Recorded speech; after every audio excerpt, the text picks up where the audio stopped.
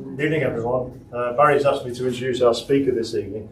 Nearly 50 years ago, Richard, our clockmaker, and I were what old-fashioned books describe as students of natural philosophy, together with the gentleman in the green jersey in the middle, Tony, who's an astronomer as well, so we're working on him to give a follow-up talk. He's just being resistant at the moment. Anyway, that's the idea. We all had that sort of background.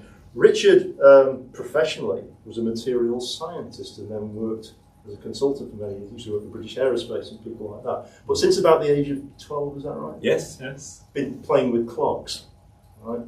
He's repaired the clock's bulkhead clock and unearthed quite a bit about its history. He's also chairman of his local British Horological Institute group and a freeman of the Worshipful Company of Clockmakers. So even if we fell out with him, he could still come here because he's eligible for membership. We can't actually keep him out. We've got to have him whether we like him or not.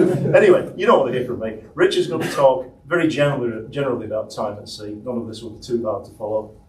And ask as many questions as you like at the end. I'd be amazed if you defeated his knowledge, because I've never come across anybody who knows so much about anything as Richard on clocks. Over to you, sir. It's quite a challenge. Thank you, Ian. Good evening.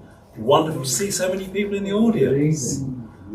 I have a frog in my throat this evening, so please excuse me. I am quietly spoken, so if you can't hear me at the back, do shout and wave. Yes, thank you.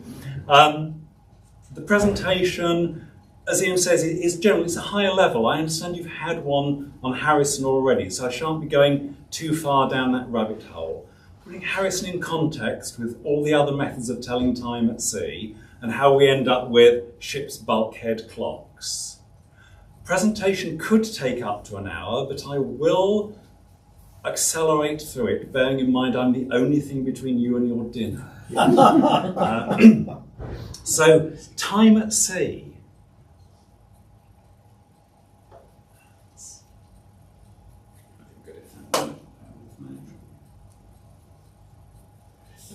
So, I'm going to give a brief introduction what we mean by time, nothing too heavy, just so we're talking the same language.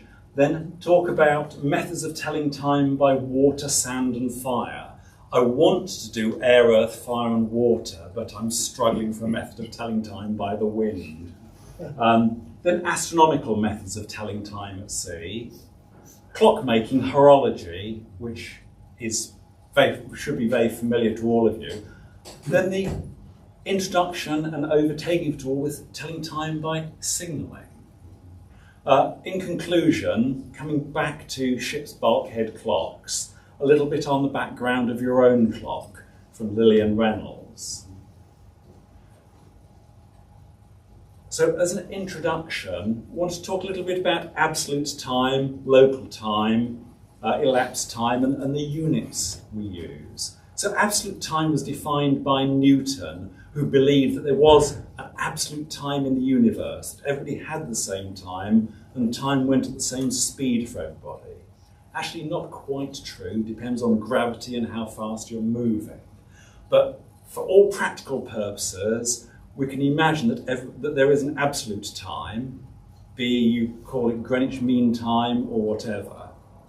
Local time, as you'll understand as mariners, is the time at a different place on the Earth's surface, which gives the clue that we're determining absolute time by where the sun is. As we move around the Earth, that changes.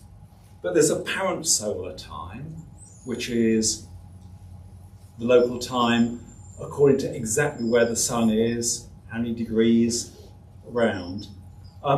Mean solar time, well, the Earth's motion relative to the sun isn't uniform or constant, which means that apparent solar time can vary from a continuous even time by up to 15 minutes. Depending on the time of year, which is important if you're at Harrison's level of chronometry. Sidereal time, if you actually measure time by the stars instead of the sun, you get a slightly shorter day. So again, if you're down to precision measurements, you need to know which one you're measuring. The surprise is that very few methods of time telling actually use absolute time or local time.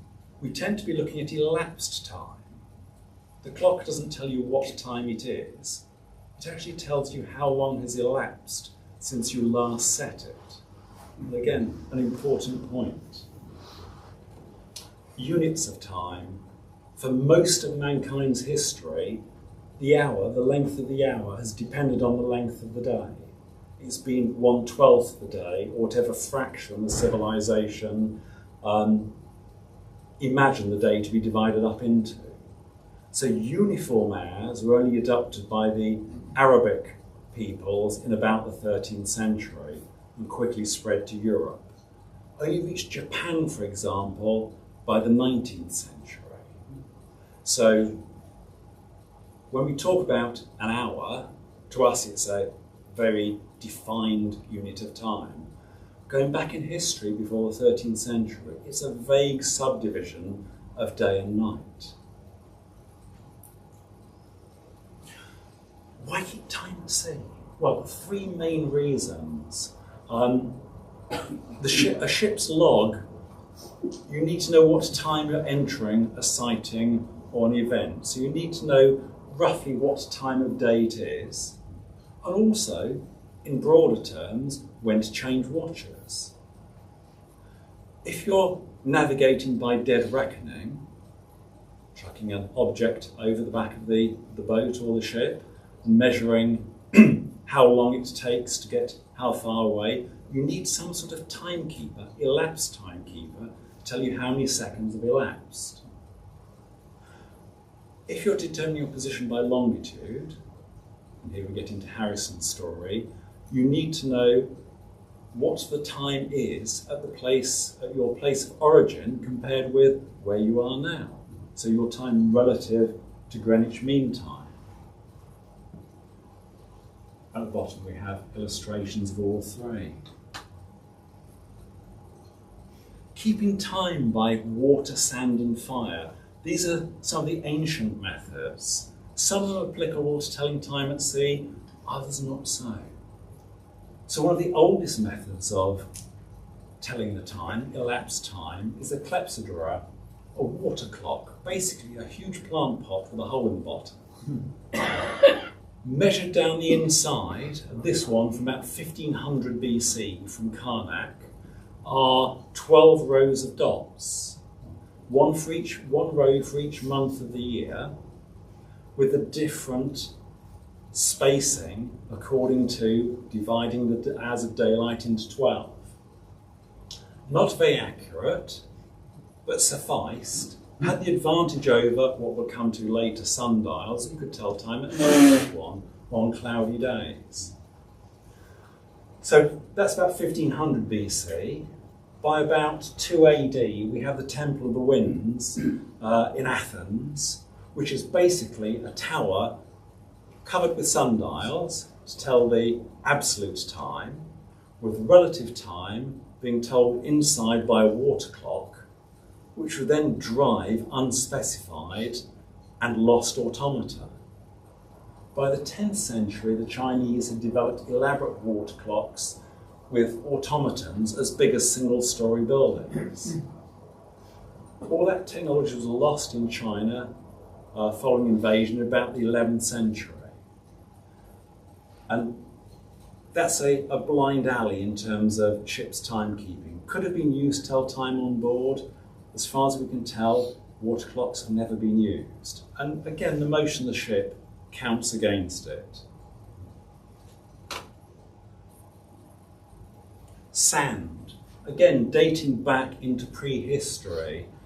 Certainly the top picture shows a frieze of a Roman sarcophagus with in fact you can't see it there, but there is a sand glass there. So the sand glass was well known as a measuring instrument for elapsed time during the classical period. Completely lost to European civilization till about the 9th, 10th century, when the hourglass reappears.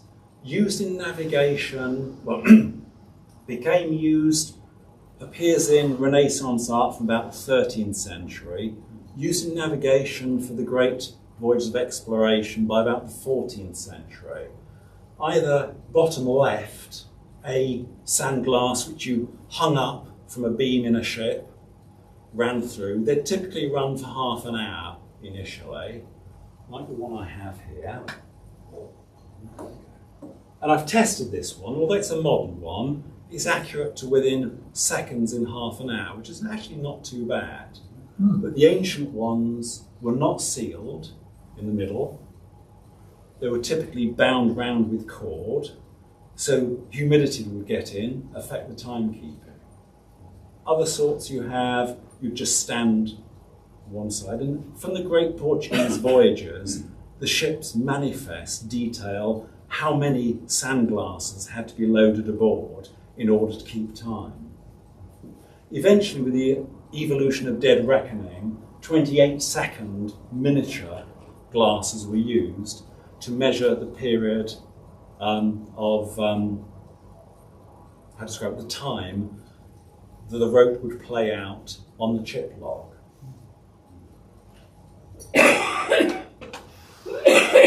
That was the staple of marine timekeeping for, probably 500 years until made obsolete by the ship's clock. Other ancient methods of telling time were by fire. Candle clocks again go into prehistory, and the Arabs by the 12th, 13th century had very complicated automata, candle clocks driving automata. The Chinese had them dropping silver balls into bowls, or incense clocks where the incense would burn round, let off a different aroma at each hour. So instead of hearing a bell strike, you smell a different fragrance. And later, up to the 18th century in Germany, oil clocks. None of these used at sea for the obvious reason the last thing you want below decks is a naked light. Especially if you've got black powder down there with it. Indeed, so much was the fear of a flame below decks that in fact one of the earlier optical inventions was a prism to let light below so that you could actually see below decks without lighting a candle.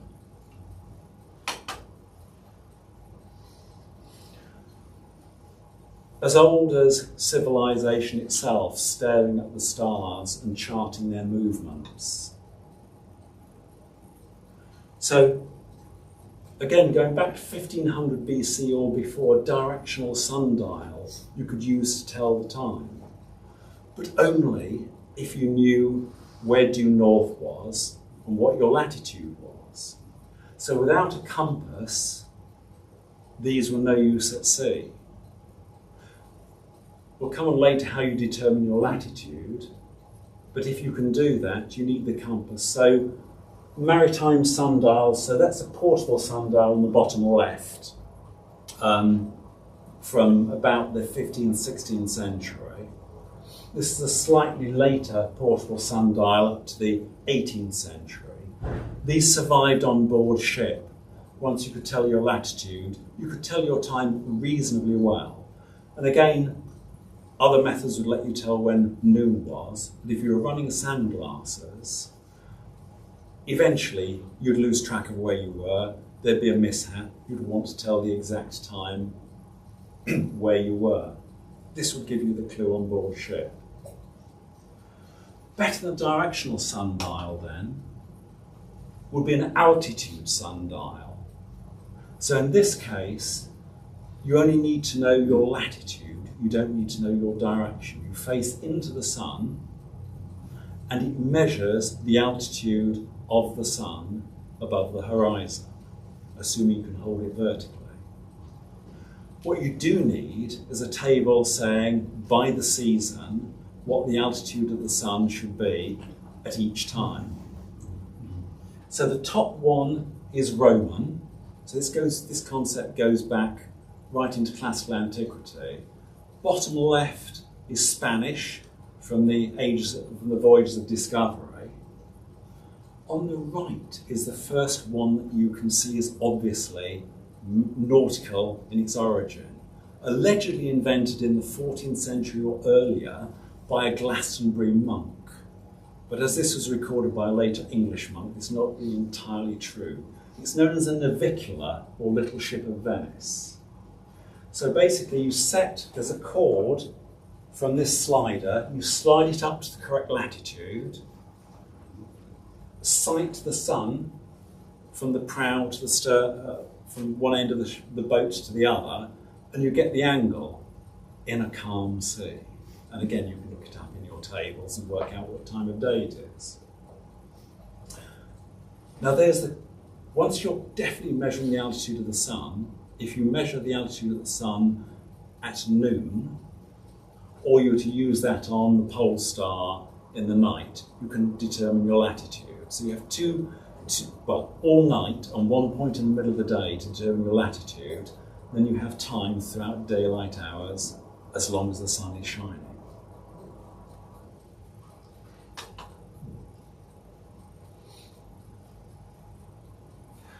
More sophisticated is the Arabic astrolabe, based on Greek instruments from 2nd century BC.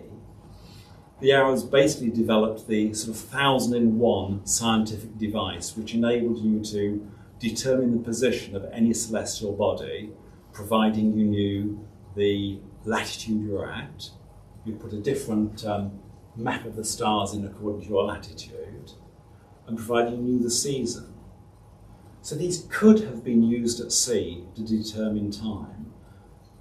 I'll come on in a second to why they weren't. But the important thing was that as time developed, they moved from the old ancient Greek model of having 360 degrees marked around the edge to having 24 hours. And when we come to horology, this was replicated in the earliest European clock dials, 24-hour dials going round clockwise. Basically, the astrolabe was not used at sea just because of the sheer cost and expense of it. But it was bastardized, if I can use that word, by the Spaniards in about the mid-15th century. This is the earliest Spanish astrolabe. It's still a huge heavy disc of brass. This was recovered from a shipwreck dated to about 1501, a celebrated, well-known shipwreck. The slightly later versions were hollowed out, so they're not deflected by the wind. Again, you can, if you're brave, you can sight the sun through 2 holes in the movable arm, hang it up, and measure the altitude of the sun.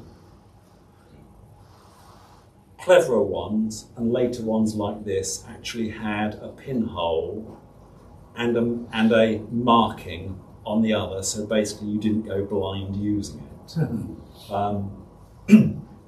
That gave the exact altitude of the sun. Again, if you knew your latitude, having taken a reading on Polaris with it in the night, or the sun at noon, you could measure your time fairly accurately during the day by the height of the sun. The poor Arab seamen, back in the 9th, 10th, 11th, 12th century, had no astrolabe. They existed, but it was a costly instrument used by the elite and the astronomers. What they had was a kamal, which is basically a small piece of wood, top left, and a knotted string.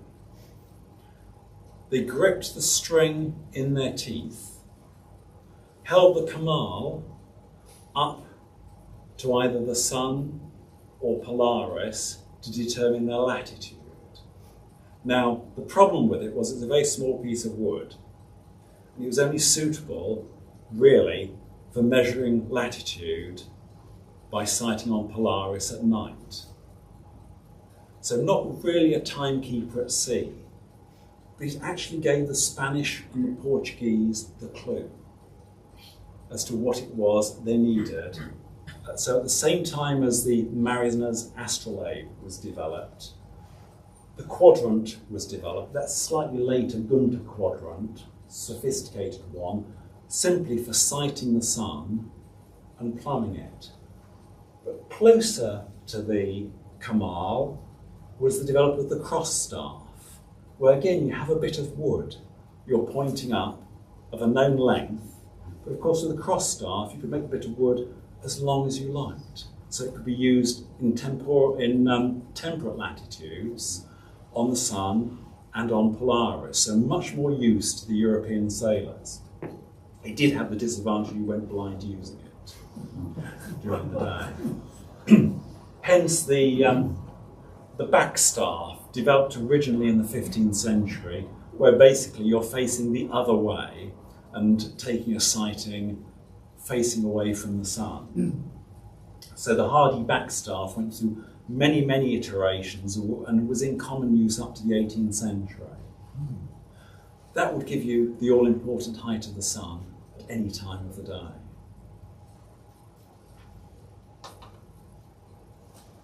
And led on to instruments that start to become recognisable to the sailor of today. So at the top are octants, designed specifically for measuring the altitude of Polaris and the sun. And they start to look like scientific instruments.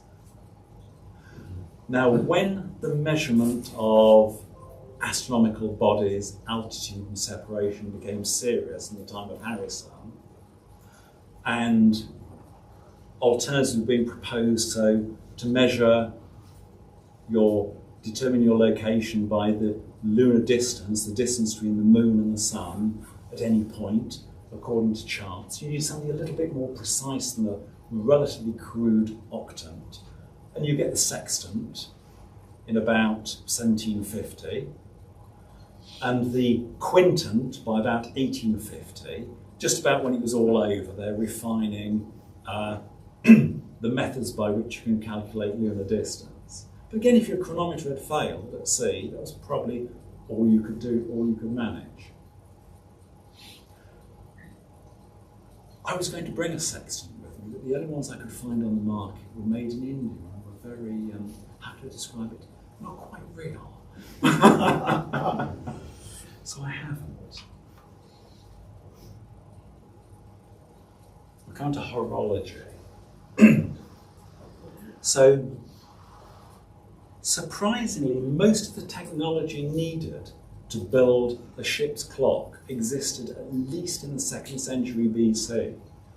So, top right is a fragment of the Antikythera mechanism, and it's a device, hand-cranked device, to determine the positions and phases of the moon, and probably of the known planets. Only fragments survive, but very complex gearing. It coped with the relatively irregular movement of the known planets as viewed from Earth. It assumed an Earth-centric universe and appears to have worked perfectly well.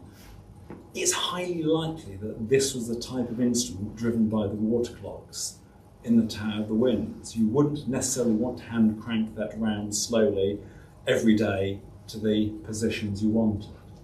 So you've got gears back in the 2nd century BC, and probably much, much earlier. That technology actually wasn't lost, did survive. So top right we have a Byzantine sundial with the same sawtooth gearing, almost an identical style, maybe up to 1,000 years later. I had a astrolabe up on an earlier slide, a Persian astrolabe from the 13th century, and inside it, it has exactly the same gearing. It is almost unique in that it shows the phases of the moon and the calendar days of the moon via a series of these strange pointy-shaped gear teeth. And you'd imagine that a fairly short step to the development of clockwork and ship's clocks. And at about that time, the first clocks emerged. Enormous roasting pans as big as a small car, made by blacksmiths. This is the Canterbury Park clock. It dates to about 1601, but in fact the design was pretty well unchanged from the end of the 13th century. So at the same time as the Persians were filing out their tiny little bronze teeth, Italian blacksmiths in Norman Italy were beating these things out of enormous bars of iron. And this one is designed to strike the hours, so it's a later version. The earlier ones had no dials, no hands. Their purpose was to set an alarm off when the monk was to strike the bell to call the monks to Mass. And these things are obviously unsuitable for use at sea for two reasons. One, they're driven by colossal stone weights, not with its original weights on it. And secondly, the timekeeping mechanism, if I can do that again, at the top is an enormous iron bar with weights on it, with no timekeeping property of its own. Simply, the speed at which it goes depends on how heavy the weights are and what the friction is. So if you got it to within 15 minutes a day, you'd be really, really lucky.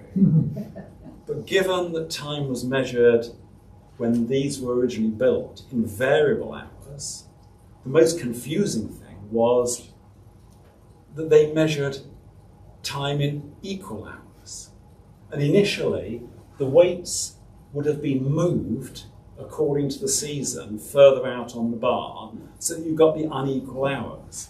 Very, very quickly after the Arabs introduced fixed hours, these were replaced by balance wheel clocks, where effectively you just have a big wheel spinning at the top, and the speed is determined by the weight, and it's a constant speed throughout the year. But the Japanese were moving the weights until about 1870. So these rapidly developed into smaller iron clocks on the wall, again, no use for ships. And then strangely into ship clocks, a nef in the centre.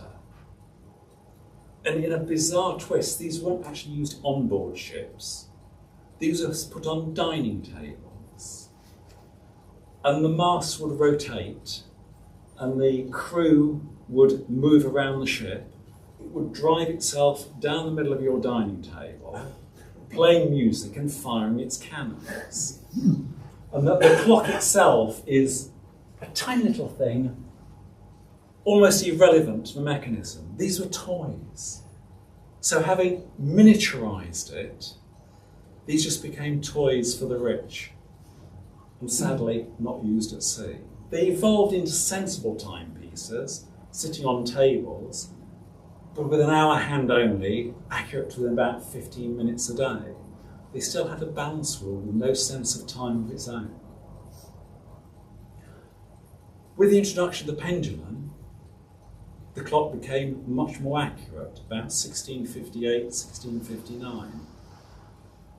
But suddenly, no use at sea at all, because you can't swing a pendulum on a moving ship.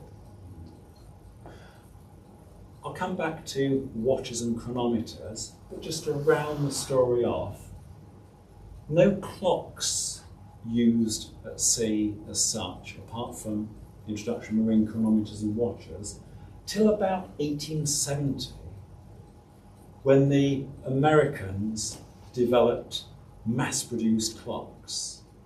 So in about 1700, 1750, a clock, the cheapest clock available, would cost you probably about 3 guineas, a month's wages for a working man. And were very, very sought after items. You know, wealthy farmers would have a clock. The Americans developed mass production of wooden wheel clocks. So interchangeable parts, got the price down to less than $1 a clock, at $5 to the pound. The clocks didn't travel well, but in about 1840, rolled sheet brass was developed in America. They produced weight-driven brass clocks, exported them to the UK at less than $1 each. First 3 cargoes were seized by customs and impounded and sold as being dumped. The 4th consignment went through. And the UK market was flooded with cheap American weight-driven clocks. Obviously severe implications for the UK clock makers. But eventually when the Americans developed the technology to make their own springs, and a spring for the balance, I'll come to that when I talk about watch work, you suddenly have a portable clock that costs maybe a few days' wages of a working man that will work at sea and will keep time to a couple of minutes a day. So about 1870, these, what the Americans called marine clocks, started to appear on board ships. Now, they wouldn't tell time in terms of determining it for longitude, but they replaced sandglasses, essentially, and that was the end. That was basically the end of the use of the sandglass for keeping the ship's watch. By about 1900, the clocks like yours were being produced. A standard English fusee, I'll explain fusee, but spring compensated timepiece effectively in a binnacle to protect it. This one in the picture is from the SS Olympic, so sister ship of the Titanic. So this is an engine room clock that was used by White Star Lines. And these were made and sold in their hundreds, maybe thousands, fitted as a basic timepiece on board ship. This thing would keep time to probably within a fraction of a minute a day. If it was really, really well adjusted, you might get it to within a minute a week.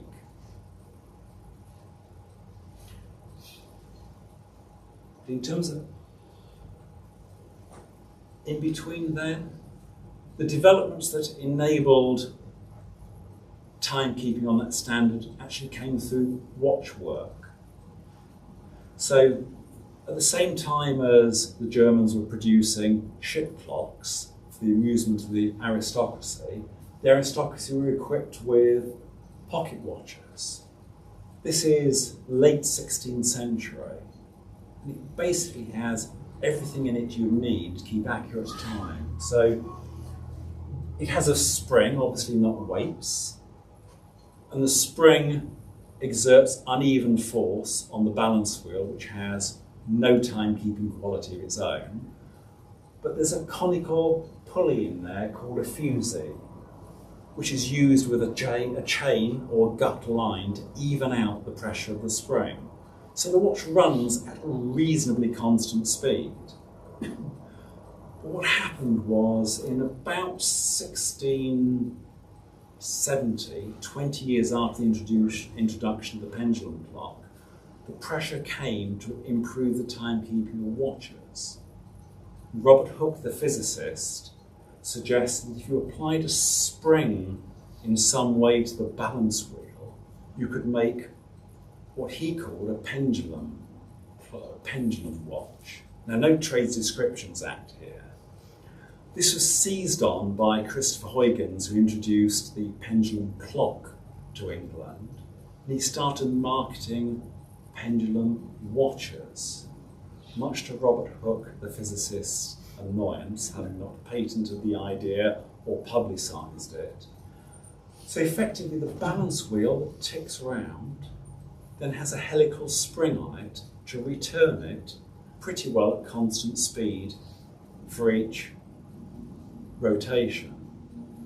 Again, this wasn't economically applied to clocks till the middle of the 19th century, but gave a direction so that once introduced, it could be used as a deck watch on board ship, not with great accuracy, but with more accuracy than the sandglass.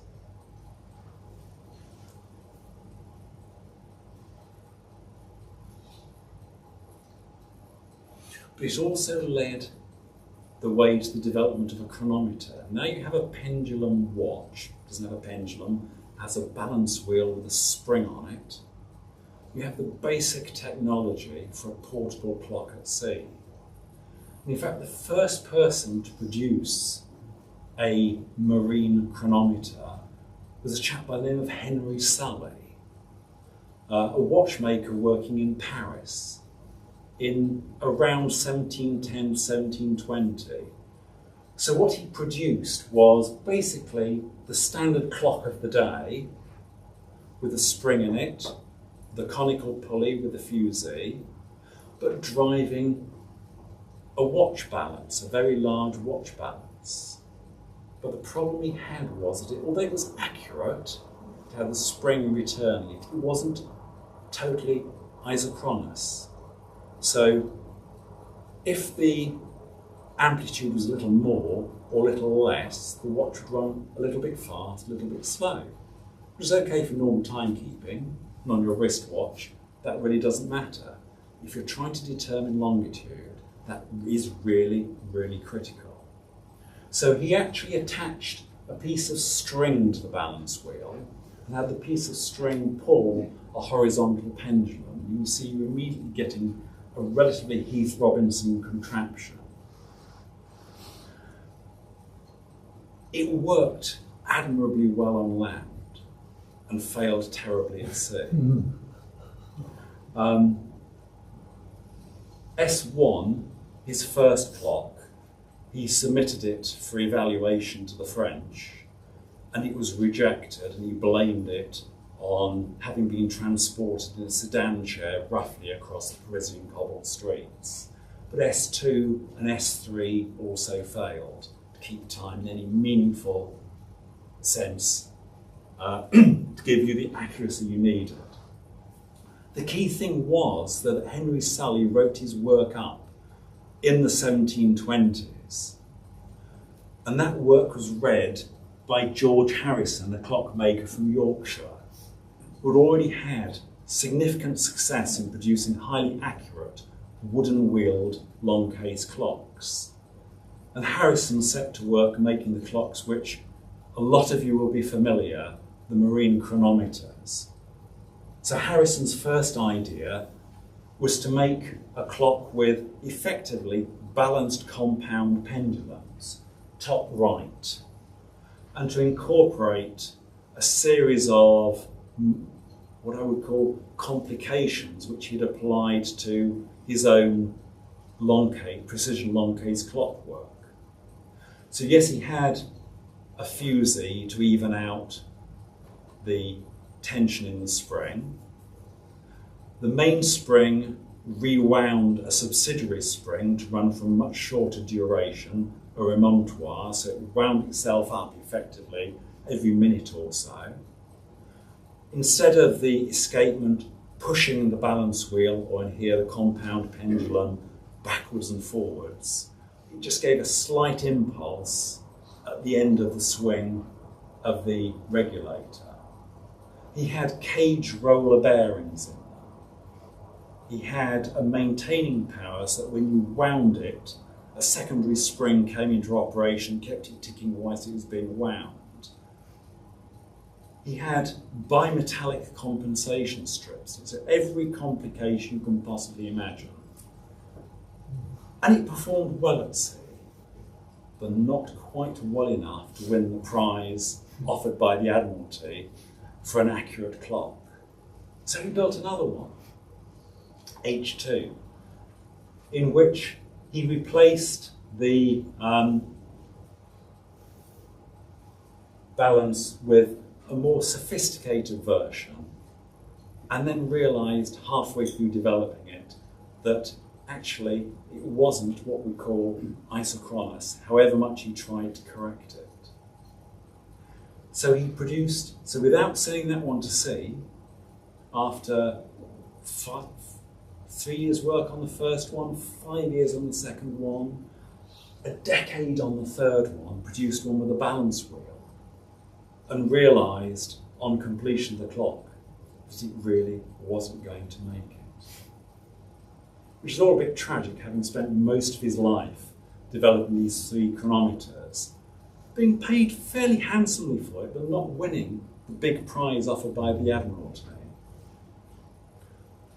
he had a watch made for him by a local watchmaker, and he specified all the complications that he wanted put into it, his maintaining power, his bimetallic compensation. But instead of going for something completely weird and wonderful, it just had the normal balance wheel escapement that clocks and watches had had for centuries, for by then 4 centuries. Except he changed the shape of the components, the pallets that do the ticking, made them out of polished diamond D shape. And lo and behold, he was there with something completely different to all his previous creations, and it was a large watch instead of one of these large, complex ticking mechanisms. He then was challenged to make another one, which he did, H4. He was then challenged to get another watchmaker to produce something similar. Lark and Kendall did that. Eventually, he was awarded the Longitude Prize. But what he'd actually developed was something so complex and so expensive that it could never go in, and never did go into production.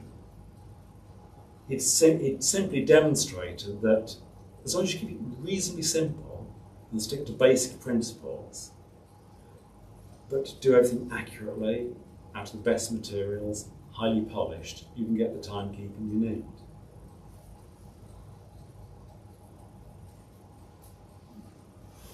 So the challenge was then taken up by a chap by the name of Mudge. Now Mudge's claim to fame was that he invented the escapement that is used in most wristwatches today and many pocket watches in the 18th and 19th century.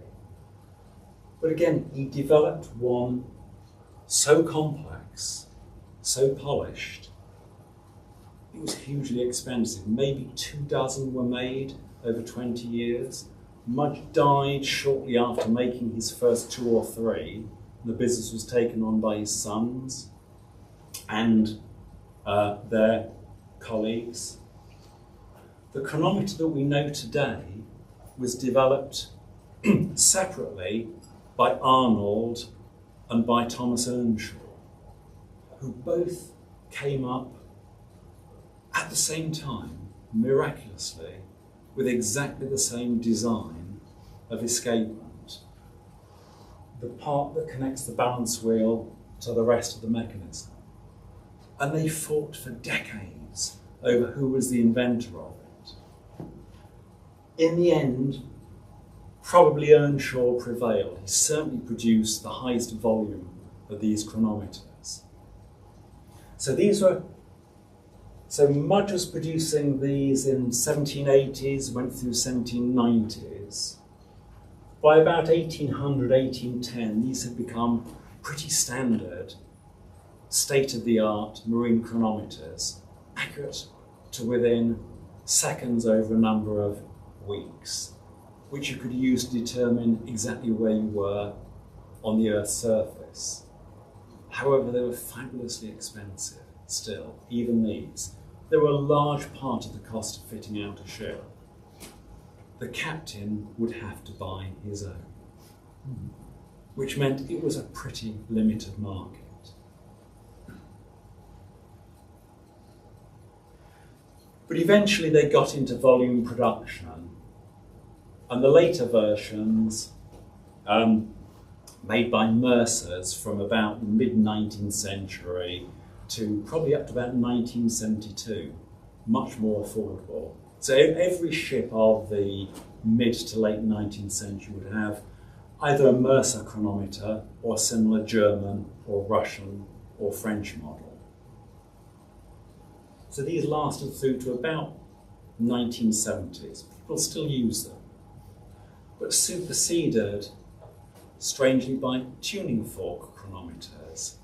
So bottom left is something I find much less interesting, but I'm sure historians in the future will be amazed by it. So it basically has 3 electromagnetic tuning forks at right angles to each other. It's the accurate on watch turned into a marine chronometer, rapidly superseded by just a basic quartz clock in a box, which has the accuracy, with a well-tuned quartz crystal, of a marine chronometer at a tiny fraction of the price. But by the time the quartz clock was introduced, timekeeping, relative timekeeping, by measuring how long had elapsed since you set your clock by Greenwich Mean Time, had been superseded by signalling. In the last section, just look at how time signals evolved and eclipsed marine chronometers. So actually waving flags from a ship's deck is not a very good way of transmitting the time. It's fairly short range. But in the 1830s, the observatory at Greenwich introduced a time ball. So first appeared in Portsmouth in 1821. So basically, at noon, the ball would drop and all the ships in harbour could set their marine chronometers. The problem is distance. You can't actually do it over any significant distance. So once you're out of harbour, you are reliant on your marine chronometer.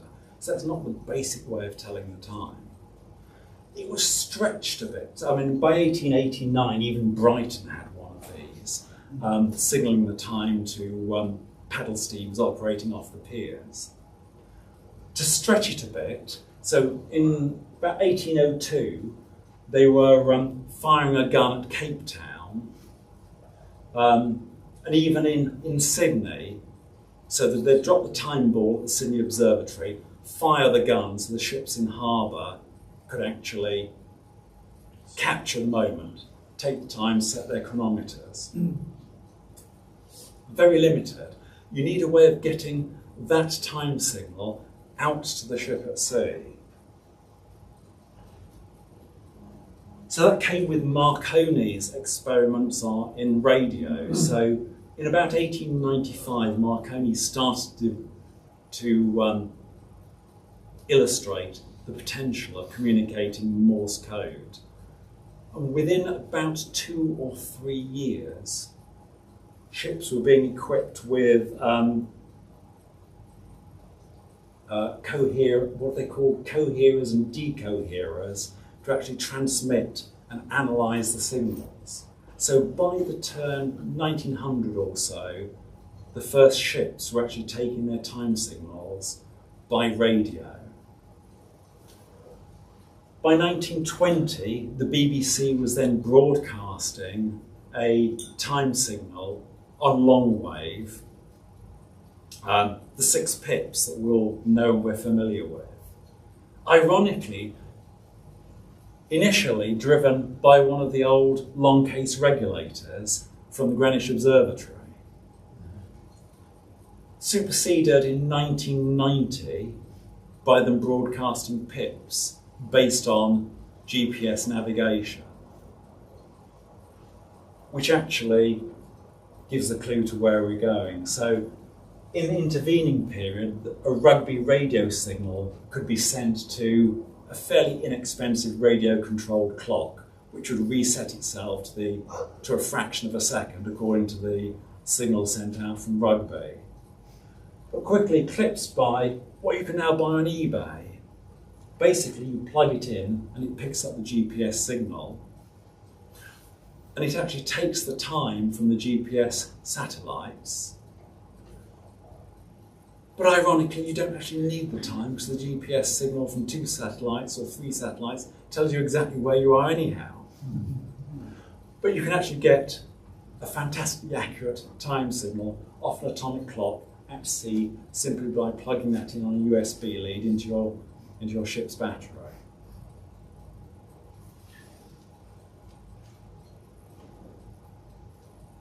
So looking at timelines, so basically, it was a bit faint there, probably the longest lasting instrument was the sandglass, from its introduction in the 13th, 14th century through to 1850 when it was eclipsed by cheap clocks and cheap watches.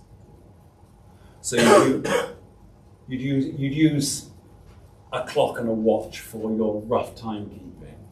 Astronomical methods, originally to get the rough time of day by measuring the altitude of the sun, developed into a competition against chronometers by taking astronomical measurements, distance of the moon and the sun, to try and find an inexpensive, uncomplicated way of telling the time, but eventually eclipsed by the marine chronometers.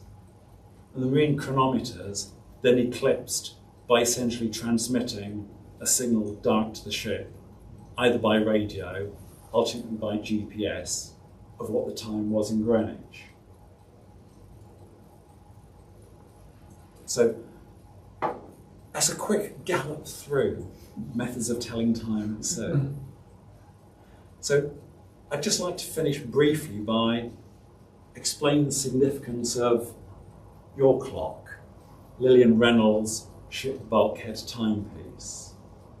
So I mentioned that British horology was disrupted by the mass import of American clocks, cheap American clocks, cheap, inaccurate American clocks.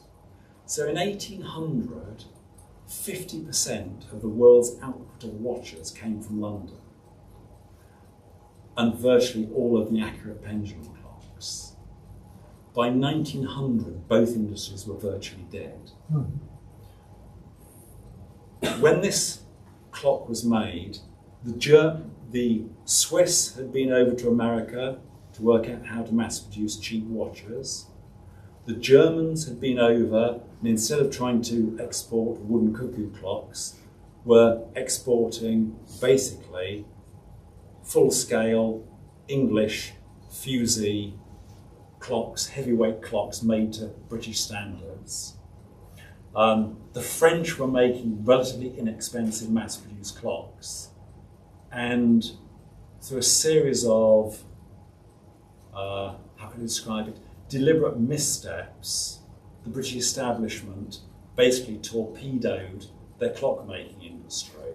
So in 1850, a Swiss gentleman arrived to set up the United English Clock and Watch Company and tried to raise funding. And the Worshipful Company of Clockmakers blocked them in Parliament from raising funds on the basis that we didn't want any mass-produced rubbish here. We'd stick with the craft-based industry. So by about 1900, a significant proportion of the English quality clocks were being mass-produced in Germany and imported at a fraction of the cost of making them by hand. And indeed, yours is one of them. It's branded Peerless inside, which sounds a pretty English name, but Peerless was the brand of adding machine introduced by Matthias Bowell and Company. So Matthias Bowell had been clockmaker since about 1850. Thomas Bowell, the son, developed a range of adding machines he called Peerless. And in a wonderful wheeze, they introduced the Peerless clock brand into Britain, indistinguishable from the British product, apart from the cost, a tiny fraction of the cost.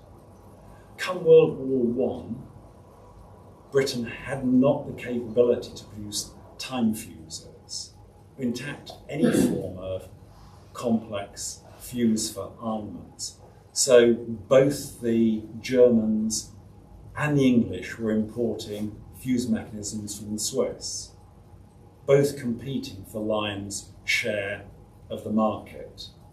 By the end of the war, the British government realised that they were in serious trouble and did everything they could to promote the development, re-emergence of the British clock industry.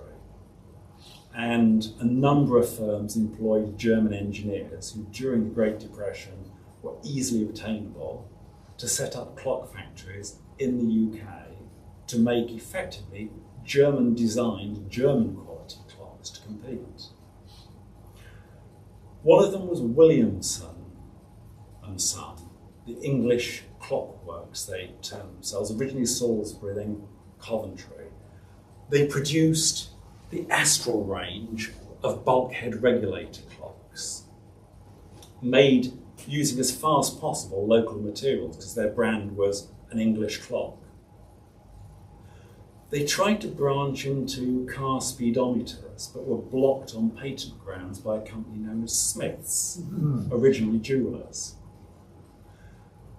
Smiths effectively pursued their business in every sector of it, whether it be jewellery, clocks, speedometers, by compartmentalising the competition through trade restrictions and patents. Williamson took their revenge by taking Smiths to court in 1927 over their car clocks that were British made and won the case. Smiths were fined about £50, 50 guineas, which was irrelevant, plus costs. But the effect was that Smiths realised they couldn't produce a British clock if it basically had a Swiss escapement in it. So I show you what I mean. So this is your clock before and after. So now looking very nice. Put a little scale at the top to regulate it. So this is your clock inside. The bit ticking at the top is the balance wheel with the spring. Only the Swiss could make that. They made it for the French, they made it for the Germans, and they were making it then for the UK as well. And Smiths had an idea. They set up the All British Escapement Company to make, effectively, that vital part of the clock, which had originally been mass-produced in the UK in terms of watchwork, but was now beyond capabilities. Ironically, Williamson's went broke in 1931 and were bought by Smiths, who then redeveloped the Astral bulkhead clock, fitted their own British Escapement Company escapement, and then took huge orders for the military, not only for time fusers, but for vast numbers of the Astral bulkhead clock developed by Williamson. Effectively, a lower cost copy of your bulkhead clock, and divers' watches, deck watches, and effectively the introduction of the Astral clock boosted Smiths' revenues in clocks to the extent they emerged after the war with a fully fledged clock manufacturing industry, watch manufacturing, which actually survived until the advent of the quartz watch and clock. So not only did that little twist, that little spat they had with Williamson's free the MOD from sourcing timing fuses from the Swiss during the Second World War, it actually relaunched the British clock and watch industry, which survived another 30 years after the Second World War. Back to your clock.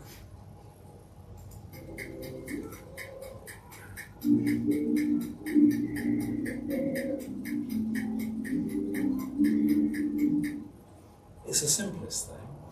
It doesn't actually have that many moving parts in it. But they're really beautiful things to work on, despite being German. I'll finish there. Any questions?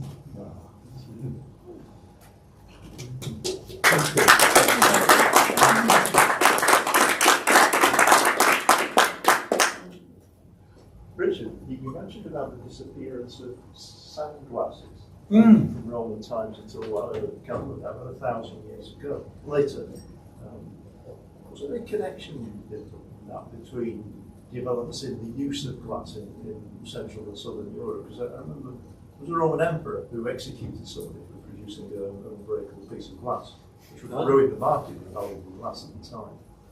And obviously the Venetians became famous for glasswork and so on. Is there any connection then between the development of glass working? Yes. So and what happened with So I say they disappeared from the record. I guess you have to be a little bit careful that sort of absence of evidence isn't evidence of absence.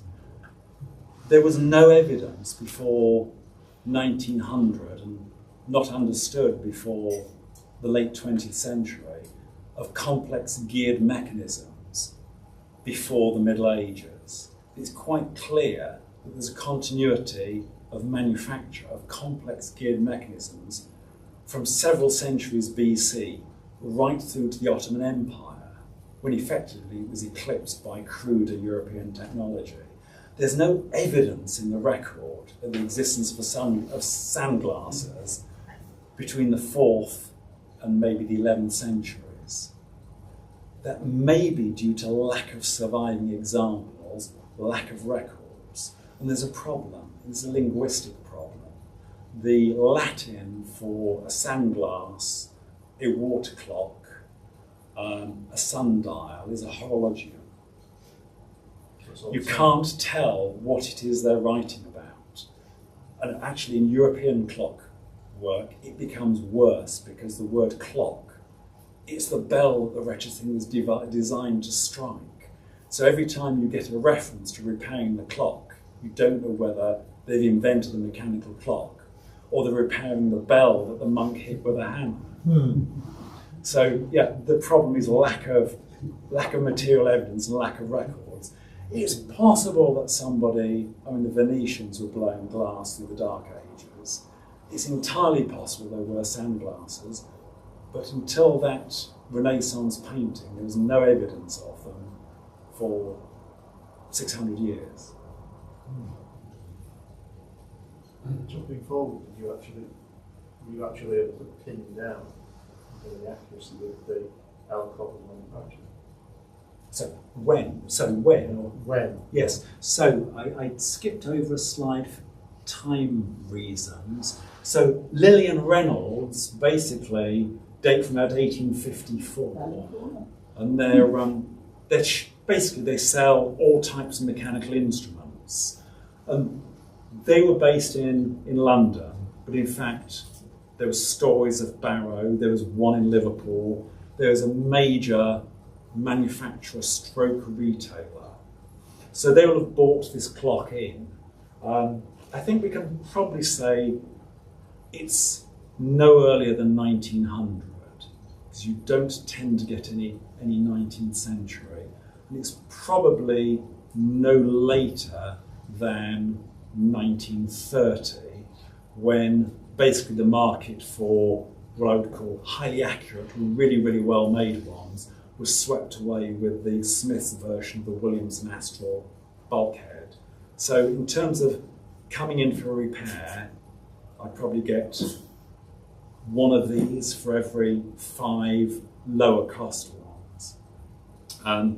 My guess would be 1915, or no, round about the First World War, based on a very distinct similarity to those used by White Star Line.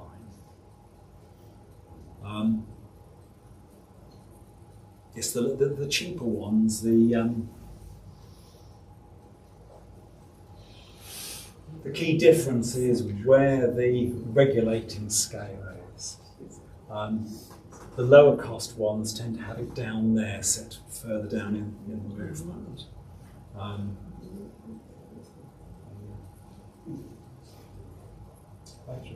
Yeah. Okay.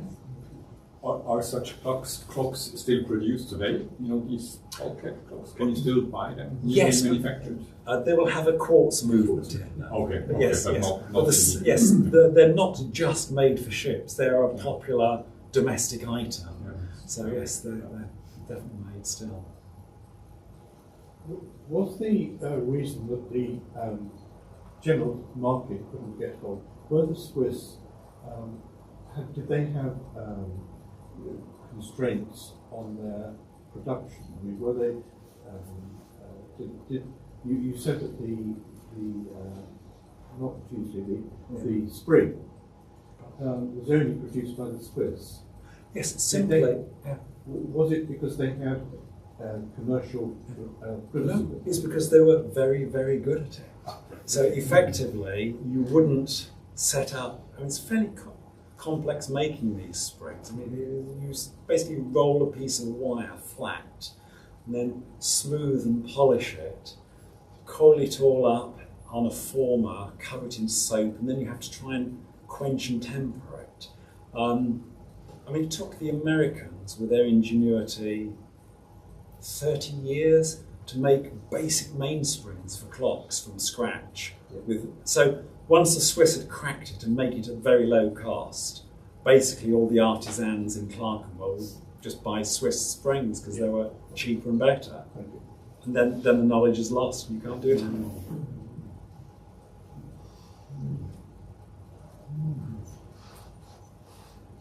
I'm somebody who helped clear out that cupboard. Right. And the clock was in it. And it was very dirty and it rattled when you picked it up. So you must have done an awful lot of polishing. Yes, I actually, the polishing I did in idle moments whilst I was waiting for a key repair to be done for me. So unfortunately it looked like it had been dropped. This wasn't discovered till some way through, down on its base, which meant the balance wheel, which had already been replaced once, had now broken again and smashed the jewels that it runs in. Now that's something on a good day I might pretend I could do. So I contract that out to a watch repairer to do, I mean, rather than learn on your clock. Whilst that was out, I could attend to everything else. If somebody had either taken it apart or sent it to a clock repair who'd taken it apart, said, no, that's a write-off, and then just left the movement and the hands and everything loose in the case. Somebody had cleaned the dial with methylated spirits, which has smeared the numbers round, and the seconds hand was lost. The spring in the lock had broken. But again, whilst I was waiting for the balance pivots to be repaired and the jewels replaced, I had all the time in the world to sort the rest of it out. So what I did, I went back to it. So I did about, I couldn't do it for more than about half an hour a day, but with a tiny scalpel, I removed all the varnish off one little bit at a time, working my way around the numerals, and then inked in the missing bits with Indian ink, which is very therapeutic. After half an hour, you go mad. But I did it over a number of weeks. Richard is disguising what nearly caused a heart attack. I took this clock home and eventually took it out to Richard in Wiltshire. Left it on the bed in the upstairs, and then realised I couldn't get the front on, and that's the only way in because the back is solid, and he couldn't find the spare key. So it looked like a drilling job or something impossible like that. And in desperation, I went into the garage to find some tool to fiddle with the lock, and when I picked it up again to start fiddling, it fell open again. Which is lucky, because the spring in the lock was broken, meaning if you tipped it upside down, it unlocked itself. So at that point, I kept it up, took it carefully down to Richard and said, look mate, just when you're doing this, be careful. And Richard was able to find a new kit. Otherwise, we could have been in trouble. Well, thank you for doing it. Amazing. Lots of fun, yes. And again, polishing it is therapeutic. So very often they're lacquered, and although it lasts longer, looks prettier, when you actually have to do anything, when it starts to deteriorate, it goes all streaky and horrible. So that's just been polished up and waxed, so it will tone down gradually. The key thing is not to get any brass near it. So you can get brass polishing cloths, which would bring it back up again, but it then just needs a bit of wax on it. I think we need this written down so Nick can keep But the most important thing is it needs screwing on the wall so it doesn't get dropped again. Well, yes, I've been thinking, well, where could we put it in the club? I'd say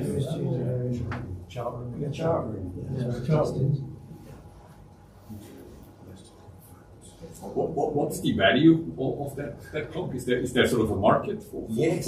So the value is very difficult at the moment. It depends on whether it is working and warranted. So any clock that isn't working is at the moment in the current market, unless it's really, really rare, close to worthless. So any random long case, antique long case clock 200 years old is £100, which is less in real terms than when I was a kid. They're absolutely unsaleable. Polished up, in nice condition, in an antique shop, it's £1,000. If you want another one not working on eBay, if you got lucky, it's 100. It's entirely in the retailing and the presentation now. The market will return. I mean, these things were fantastically expensive 20, 30 years ago. But is there a history to that clock? And does that make it more expensive? Probably the only thing that adds to its value is the quality. And the sad thing is, it's only the nerds like me get to see that. You can tell if you wind it up, you can tell it's not just the average clock mechanism in there. So instead of getting tighter and tighter as you try and wind it, as the spring winds up, it's just a nice, even purring noise as you wind it up. So you can tell if you know what you're looking for, but to anybody else, it's it's the same as a Smith's Astral, and it's worth 30 quid. And I just thought if it had belonged to somebody. Oh, so if you could prove it was off the Titanic. There is one thing, you can prove it came from the little ship club. Yes. Provenance is everything. Mr. Commodore, sir, we were ready for dinner. Yes, I have kept you from your dinner. It's dinner time. Yes. Thank you very much. Thank you.